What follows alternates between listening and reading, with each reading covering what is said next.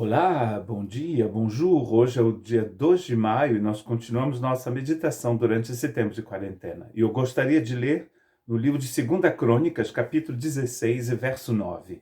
Porque quanto ao Senhor, seus olhos passam por toda a terra, para mostrar-se forte para com aqueles cujo coração é totalmente dele. Em Lucas capítulo 15, Jesus vai nos contar 3 parábolas. A primeira é a parábola da ovelha perdida, a segunda da moeda perdida e a terceira do filho perdido, que nós chamamos também de filho pródigo.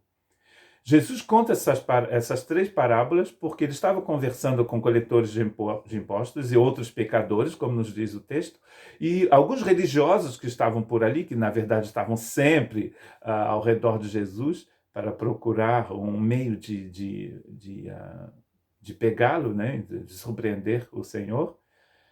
E eles estavam dizendo, então, surpresos, como que Jesus pode estar conversando com esses pecadores? Como se eles também não fossem pecadores. Então, Jesus vai contar essas 3 parábolas que demonstram que Deus tem um interesse muito grande nas pessoas, mesmo uma única pessoa. Uma mulher samaritana à beira de um poço, uma mulher que vai ser apedrejada, as criancinhas da história que a gente contou no outro dia. Esse grande interesse que o Senhor tem pelas pessoas é a mesma história que a gente vai ver, então, em 2 Crônicas, capítulo 16. Quando diz que os olhos do Senhor passam por toda a terra para fortificar, para se mostrar forte àqueles que confiam, que colocam toda a sua confiança nele. Deus está olhando para você. Mesmo perdido no meio da multidão, Deus está te vendo.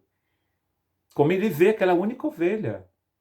Como ele vê aquela moeda perdida, ou então aquele filho pródigo. Há um outro que ficou em casa, mas o filho mais novo que partiu, o pai continua esperando por ele. E quanto à ovelha, ele vai procurar esta ovelha. E é claro que no caso do Senhor, ele está seguindo esse filho pródigo pelos lugares terríveis por onde ele vai passar. Deus está sempre lá, procurando. Qual é a chave, então, para recebermos a ação dessa graça na nossa vida?